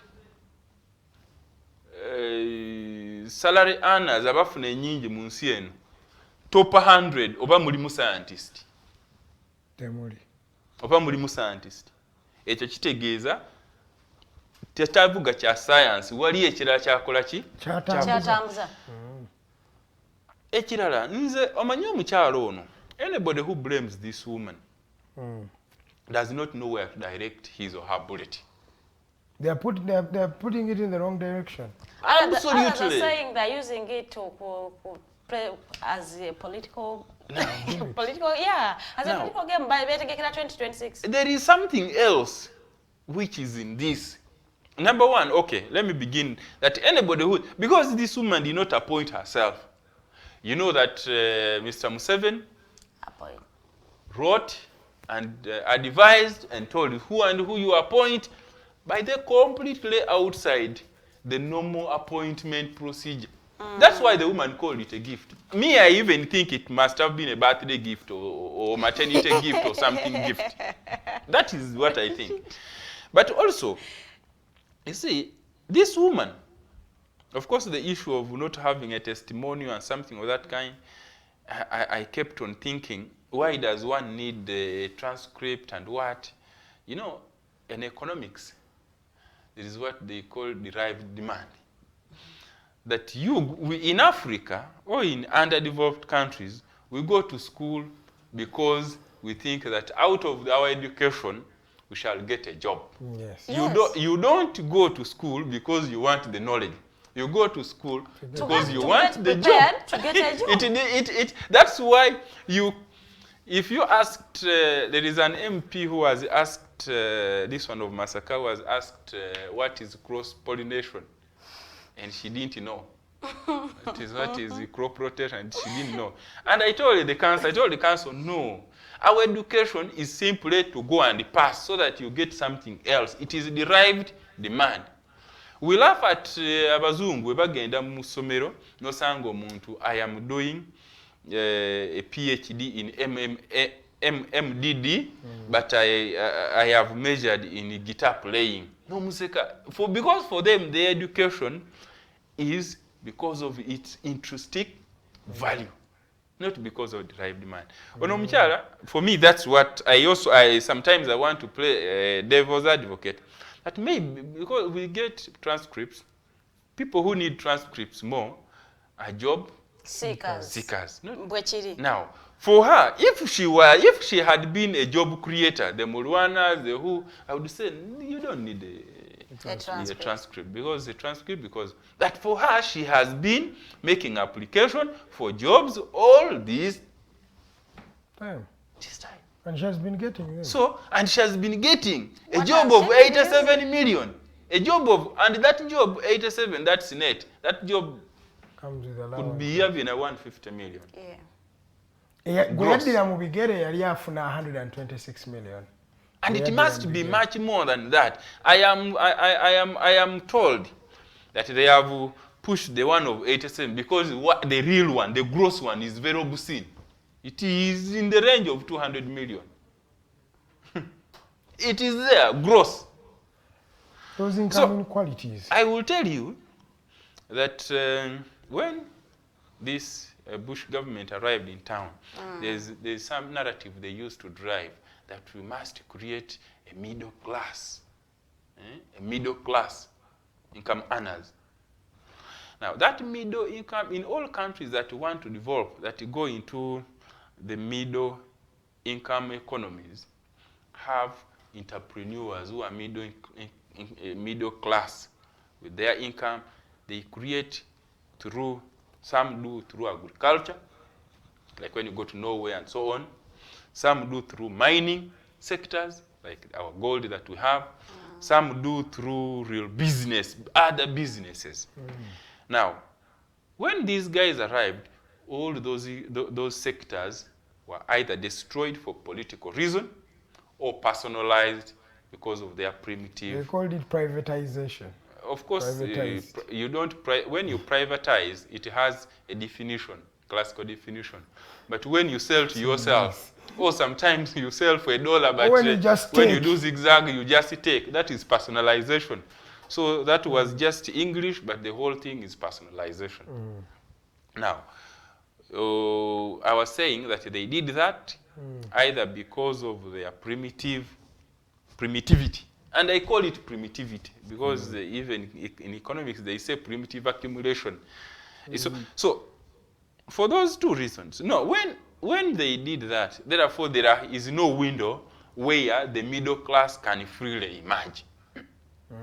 Now, the only way to do it, middle class. Yes, the only way it can make it must be a created one, and the only source where they can get resources to push certain people into that class is government and the state house.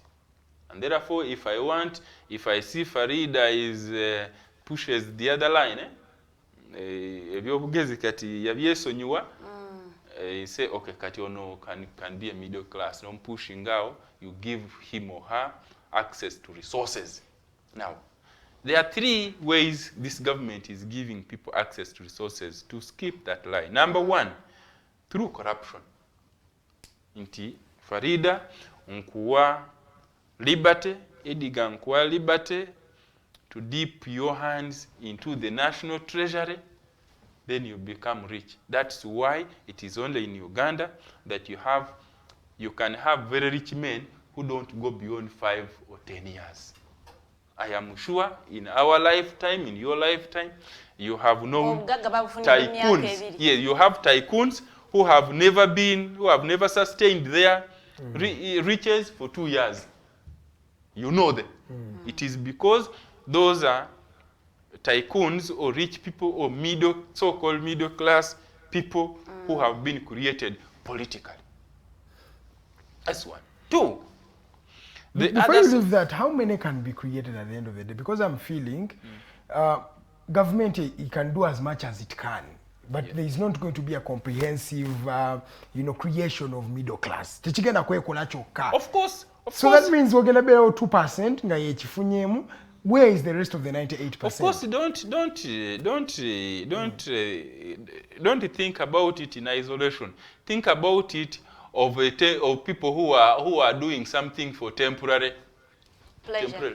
Temporary. Mindset Chichuba. Eventually people will know it. People will come to understand. Kati waba ovudde ku dippinga hands into treasury. Waliyo bamanya nti kati ono ye is not from the real ruling. Tugenda okukola ye oba munyoro oba muki naye tumwagala for political convenience. Kati kyetukola tumuwa position, but we put the emolument to be obscenely high. Waliwo akantu kogenda okubuusa kesitaagala obuuke kubanga okwamensionize nayo kayisiza mu cover. Waliyo abamu there are certain people who are the ruling people. Yes. And some are just political figures. Yes, let me tell you. Or political legitimacy. About 2 months ago, as a need to attend a national conference, Serena, and we gave our people, everybody from each sub-region of this country had an opportunity to state their case, because we think that this country, each of us misunderstands the other and suspects the other so much. A lady came from Ankole She was called Prose Ayebale. Prose said, you people, you fe abanyankole buli bye mwogera mwenna bye mutteeka fu fe abanyankole ekisokera ddala it is half true half lie. Mwe mugamba fe abanyankole tuweebwa tetukola. Si kituufu nti abanyankole baweebwa naye waliyo families fe betumanyi nti omwana ava ku ssomero ne bamuwa $2,000,000. Yakyogera Rosa Yeba. Kati abo bo be ruling clan. Tukimanyi bulungi nti ezo families be badi gazettinga game reserves, mburo and so on. It is not true nti bawa abanyankole. Naye aba ruling clan be bawa. That's why when you move to Lake Mburo osanga zebra ziri awamu n'ente. Okiraba? Nayo nagamba waliyo kye bayita embalala eyo n'awala wano kafune. Kafuna. Nze nali simanyi nti kafuna is what? Kafuna is what? Kafuna is money lending. Nti bakikola deliberately okubeera nti mwenna Farida we baagala okutagetinga. They persuade you into getting a loan. So waliyo ruling family, waliyo ruling not ruling group. Eri mu nsi eno. Prose yakikola, yakyogera, it caught all of us off guard. Netugamba bino byebiri. Mwe abanyankole, it is not us the Westerners. Ate kati fe aba Eastern n'aba Northern. We think anybody from west of Kampala is a munyankole. Yes, there is that narrative. Buli mu Western fe tumanyi munyankole. N'agamba nti woba okutte kuli egundi, kuli ebusega. Wali emmotoka zino ze bayita mpenkoni. Zigenda kati zitandika okubranchinga off ng'ovudde lyantonde. Nezibranchinga. Kati mwe abagenda kasita obuuka entungamu oba ogenda mu kigezi nga ziggwawo. Agamba waawo weewali ba ruling family. Kigambo byange byali kigambo kya Prose Ayebale w'Isinjiro. So ekyo kyo I have evidence. So point number 2. Kyembadde nkugamba ku kiri nti engeri endala bye bakuleetinga mu middle class bino bye mwogerako nti creating certain people and give them obscene salaries. And you know they do that for two reasons. Number one, to create deliberate stooges in other communities, but also to create a justification nti bo bano ba ruling wewe bakola byonna those obscene things. Oba oyogera bajja gamba oyo wewaffe. Oyo wewaffe. But you will also see if you are a gullible mind, you will really say, no, si wewaabwe naye yali mu ebyo. So eno mind game kyova nkugambye nti politics n'ebyobufuzi bya science. Kutuzanyira ku mutwe. Naye eno thriving income inequality amazima oba ofunanga asembayo afuna $14,000 kulembera afuna $9,700 mu entity etanaba nakuzza magoba kuva etandikibwa. Ne losses yakakola. Yes. Losses ziri in what? President Kabuleta asiba akyogera. Nti tewali Museveni kya yiye n'akiteeka ku mmeeza kibeeranga kyakuyamba ggwanga lino okukulaakulana byenfuna oba muna Uganda. Everything he does it deliberately because it must fail. Not that because he doesn't know what to do, because he knows properly.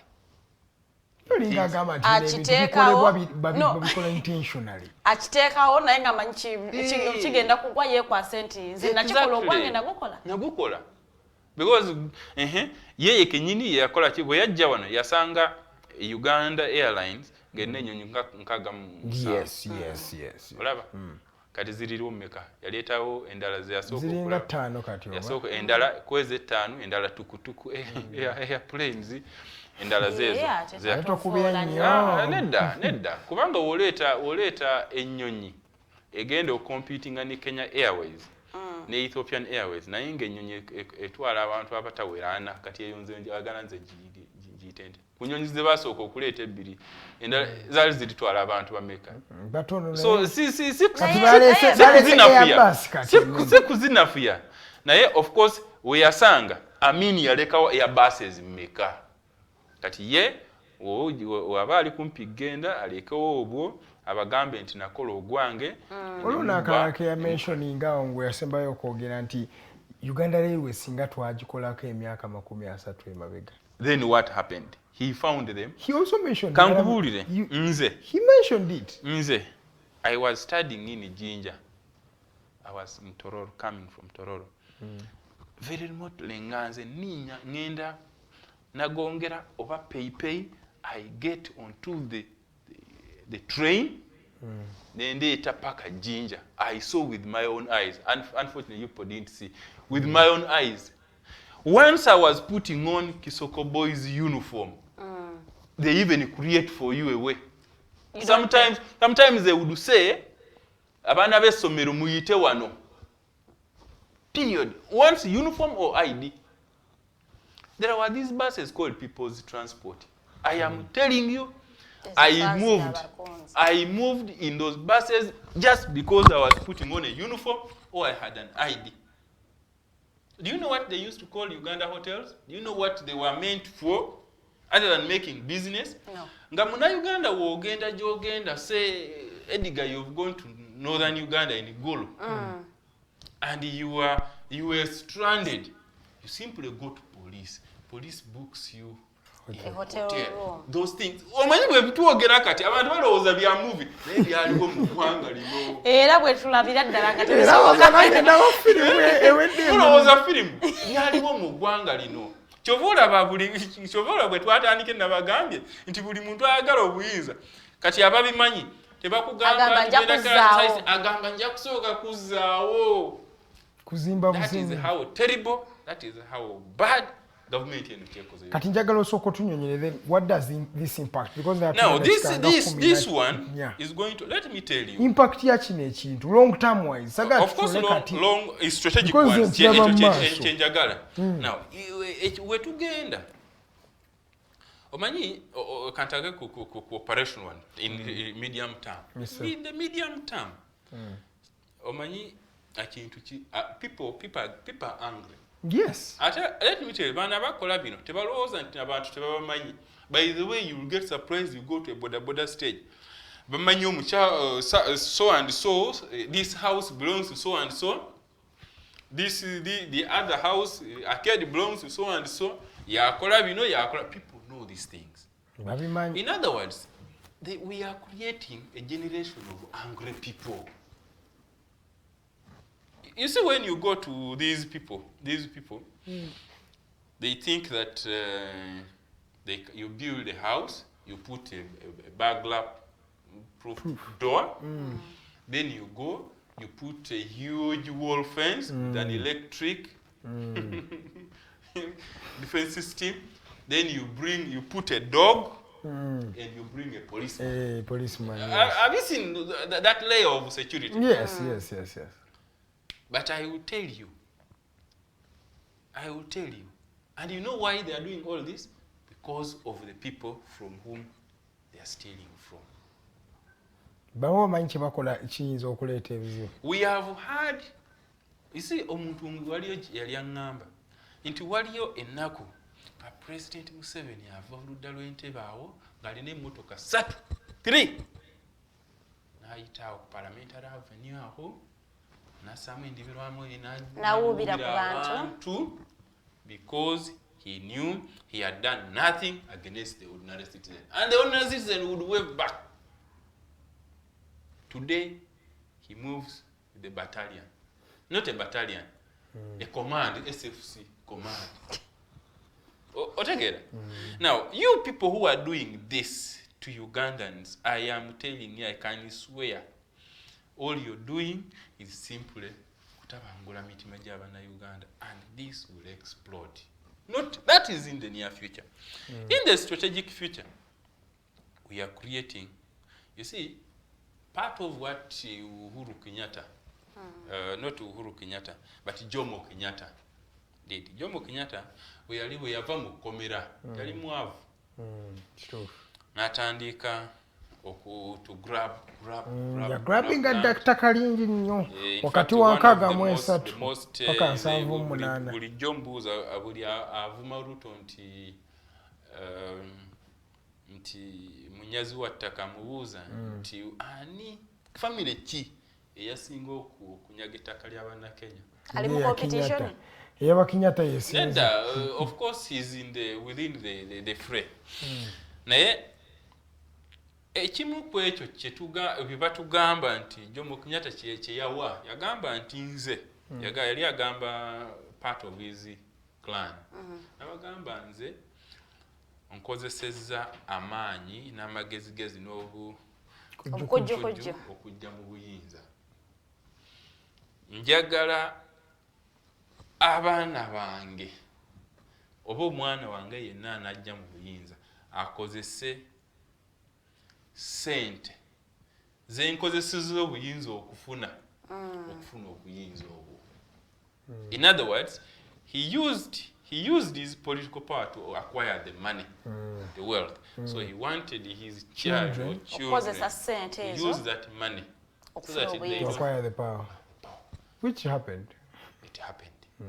It is part of what is being constructed here. Of course, in addition to the wealth, the what, and so on, the maje. I miss that maje girl. Yeah, but the maje, she's there. She's a minister for investment. You know the tweets now she makes. Okay, but that is part of being constructed here. In the strategy, that's the strategic effect of that. That in the future, this is to create some kind of that these are going to be, we are actually, because the economic muscle is going to regularize the monarchical rule in this country. That is the intention, the strategic in its strategic definition. But where are Ugandans? Because Edgar can let me finish this. Into my child, your child, in the next 10 years, even if you thought that, even if they brought a job and it is by merit, omwana w'omukyala w'omusajja afuna million 10 kati will not compete with yours, because by then even by merit they have prepared them, they have the best education, they have the best everything. You do not have. You don't have the money now. You are not going to prepare your child like he is preparing his or her child. Asuman, so that effect has that a continuous. Asuman, we may have a chintu ekigenda maaso nga kiri intentional. Naye, where are the Ugandans? I feel, and Ugandans also, what they were blaming, abaina calculated moves, but I feel there is a sector of Ugandans who abali mu kutegeka nga bo yalaba maaso. But there is also another sector of Ugandans that is deliberately not seeing. Nga bo basazeyo kubalinga their heads in the sand. Yes. To some extent, yes, baliba is okuba they may be doing something wrong, but they are thinking. I want to also applaud that. Yes. They are thinking, they are looking at 50 years from now. Yes. Why is it that there are Ugandans and many Ugandans who have failed to also plan for themselves 50 years from now? Why is it that oli abakubisiza obwongo okumala emyaka egisoba mu 40? Nze sikala nabala kambale na myaka nga 50. Omusajja badde ne fundamental plan asobodde okugimplementinga ne thriving okuva ku ye nesingako ne ku mwana we kati eri mu kumuzukulu ekimanyi n'omuzukulu kati akuze atuse n'okubanga afuna. Yes. Naye kankugambe, did you know that envunza is a biological weapon? Envunza. Jiggers. How so? Did you know that gonorrhea or syphilis were biological political weapons. Did you know? No. The way we call it, I didn't know.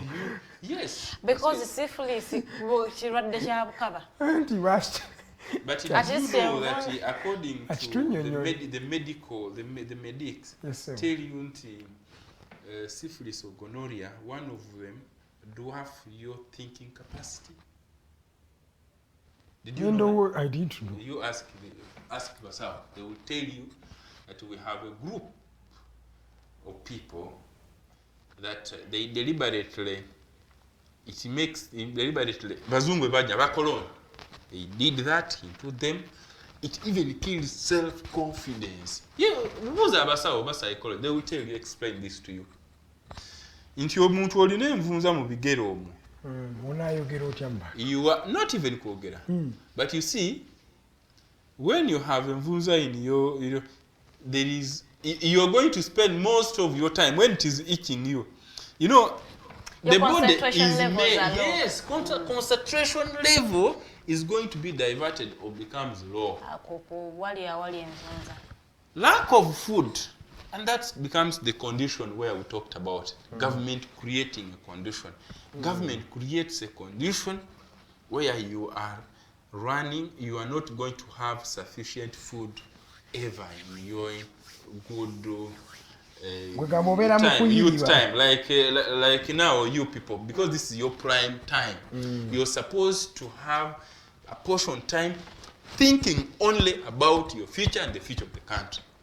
But you see, if it is most of your prime time, you have to depend, you have to spend them thinking of what you're going to eat throughout your prime time. Prime time. Let's just use prime time between exactly. So when are they going to think of out-competing the other group? Baba tadde mu survival mode. Togenda kulowooza kukulaakulana gwanga ng'enjala okulaakulana kyenga n'ez'okulya toziina. What? Because I told you politics is a science. I am starting to see that there are things that are done deliberately. It is. Though you can't take them as jokes. Never ever think. I was telling somebody at one time, when they appointed, there's a person they appointed Minister of Lands. Then after that, they appointed Omara Tubo. Then after that, they appointed Among. Yes. They were all, first of all. Then I asked the person, I said, why are they appointing only UPC people? Why are they appointing only Langis? Yes. Why are they? Then the person said, man, you're overthinking. I said, my friend, in politics, everything must be purposeful. Nothing is done by mistake. Now, after that, they realized, hey, the guy called me and told me, man, I have now seen the point. So, let me tell you, even today, I was telling you, my president cabinet was telling me that, is there hunger in Karamoja? I said yes. He told me, do you think if I got 5 billion, there can be hunger in Karamoja? I said no. I said okay.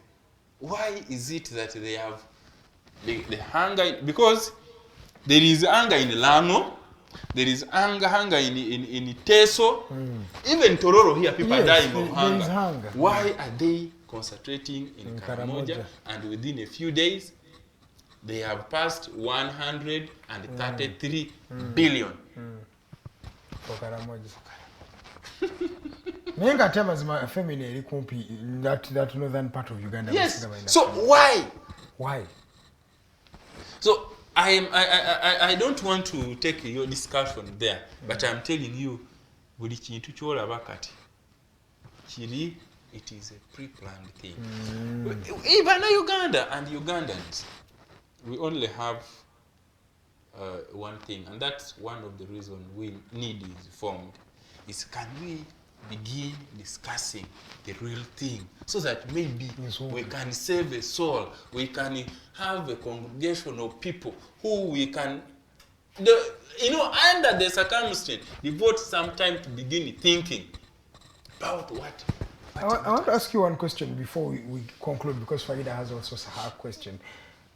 thing is, do Ugandans really know what power means? I feel to some extent... The majority don't know. People don't know what power really means. What having power means. I don't know if it's because most of the generation has been born after 86 and people were already in power. But it feels like Ugandans deliberately can I don't also know ask what you, power I'm is. sorry. Yes, do you know that you have a generation of people you graduated with who think that Uganda's independence is 1986? Are you aware? Yes. Are you aware? I have had those assumptions. You are my very good witness. Thank you. I have had those assumptions, by the way. No, people believe because that is what is taught to them. It is true. It is. That is called power. So unless people understand concept of power and politics and why somebody mentions what, for me, the only reason I can sit on my TV to watch Mr. Museveni is because I want to know what he has not said, because those will be the most important points. Through what he's saying, you know what he has not said. Yes. Through what I know, I will know. When Museveni was running with the thing of bail, no bail, I said, this guy is not about bail. What was he about? Even you've not known to now. You what open was the he ears about? of Ugandans. No, I want to say, people don't get the opportunity of learning these things. You see, the untold stories. You know, I want you. You see, Mr. Odaka, how you analyze issues is not the same way other people I want analyze. you one day to apportion time so that I only tell Ugandans what Musevenism is. Because Musevenism is no longer Museveni. It is now some kind of mindset. Of a mindset or something. I think it's kind of. Do you know that we even have a religion called?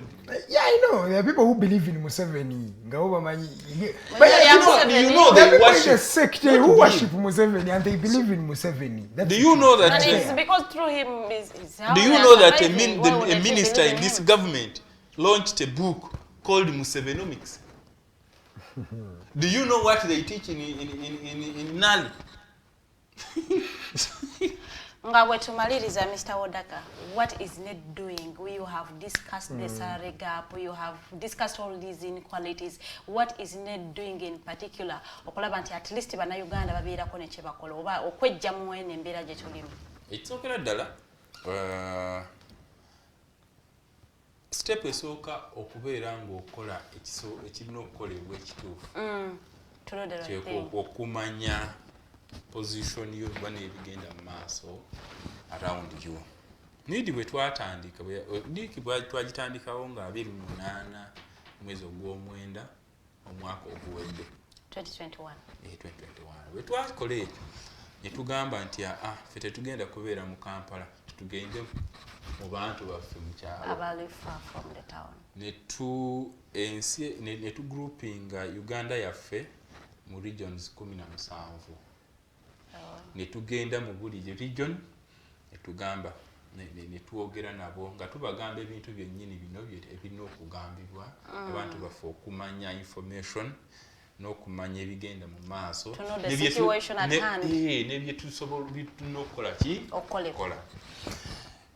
Mu ekyo twalina okwagala okufunamu ebintu nga bisatu. Ekisookera ddala nti ffe we tubeera omuntu wabeera ng'ali etololo alowooza buli muntu yenna okuva mu Ankole mugagga, amanya buli muntu yenna okuva mu Ankole bamuwa ssente za bwereere, amanya Abanyankole ebaleeta kyekizibu ky'ensi eno.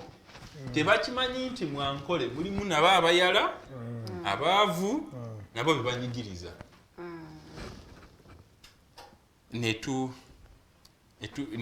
Ekyo kyennyini bwe twakola gundi rawundi eyo yonna consultation mu regions ezo zonna ne tuteekawo kye tuyita national conference. National conference eyo kyetwafunamu kyekino, ne twaleeta abantu.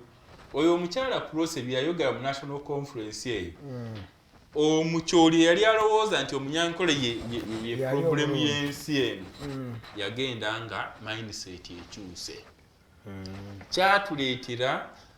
kyatuleetera omwaganya ogw'okuteekawo nti kubanga eyo roadblock yabali nti gwe balowooze nti no problem ya Uganda ye Muganda ye Munyankole omukyoli and so on mubeere nga temulina meeting point roadblock eyo nejjawo abantu baffe tutandika okukola ki batandika okubeera nti ekitegeeza problem ey'ekibba ettaka Abanyankole si be babba ettaka bali nayo ne bagamba ekitegeeza si bali twajjawo roadblock ne batandika okugamba nti ekitegeeza problem teri wano eri wano batandika refocusing mindset ekyokubiri gugundi eyo netuleetera nti waliyo ffe tubeera wano mu Kampala naye ne tuwulira mwabajone ne butuleeta amawulire netubeera nga ffe bene tubyogerako bwogezi twagala ffe nga nidi twagala amdicheya politics mu nsi eno politics erina okubeera nga efunira ddala ekiri mu gundu bwe twagenda Karamoja nga nidi bwe twavaayo ffe twaleeta okutuyumbula abakaramoja okwali kukolebwa twagenda eyo nga Kampala wano nibwo otuuka etteeso nga tomanya nti Karamoja eri mu lutalo ebe twatuuka eyo Karamoja twasanga ennyonyi omanyi okusuula bomu mu bantu ojjukira Twitter yagamba nti I'm taking hell to them hell oli n'atwalayo hell omanyi okutematema abantu mu nnyingo ofuna omuntu n'omuteekaawo obaana Asuman katukomawo okuwanda obudde buno bututwala kanti mbigwa sibula abakulo by'olunaku lwaleero neyanziza nnyo neyanzega Edgar ne Farida ne abali ku kamera bannaye ffe nga nidi tubaagala nnyo era tubasiima nnyo ddala kubanga guno omulimu kati mmwe temuli mwatuuka muli ku liigi ey'okuyamba bannayuganda kukola ki okuteeka ettafaali si kuyamba naye kuteeka ettafaali ku nsi yammwe kino kyennyini kyekirina okukolebwa mu myaka gyaffe kino kyennyini let me give you a guarantee the history is going to record your contribution right. All right, thank you so much Mr. Asuman Odaka. Farida Bikobere, we are doing our part in building the nation. What are you doing? So bajukize kapoyo mwako building the nation. There is a driver, there is a permanent secretary. They are all doing something in building the nation. What are you doing? Before ngo tonajja tugamba nga bwetu kubye nnyo government yo kaloba bwe tukubye nnyo leader omanyi mu Uganda wano abantu basinza abantu baabwe omuntu abelivingira mu Dr. Kiza Besigye takkiriza nti Besigye ayinza okukola ensobi abelivingira mu Bobby Wine oyo tasobya tagambwako tasongwa mu lugalo so naye ffe bonna tubaleeta wano ne tubagulyowenga kusinziira ku bintu biki bye boogera na biki bye tulaba nti obusobozi bwabwe bwe buyinza okukola nkoze n'omukyala Teddy Tenjo nabukeera ku kamera omukulu Mukosei Arnold Anthony yatudde mu control room n'omukulu Jeremiah Mukibi. I've been with Edgar Matthew Karahanga. See you tomorrow same time. All right.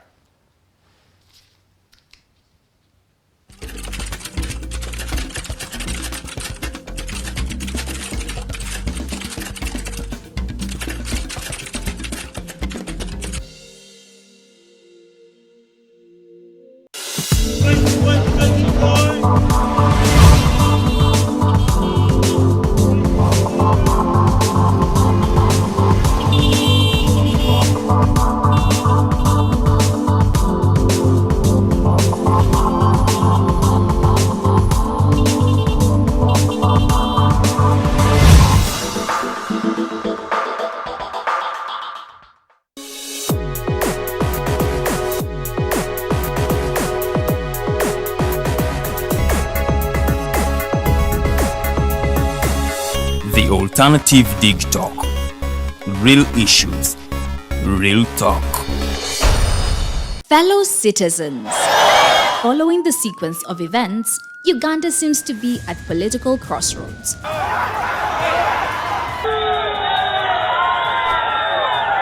I'm not a servant of anybody. Madam, I know the law.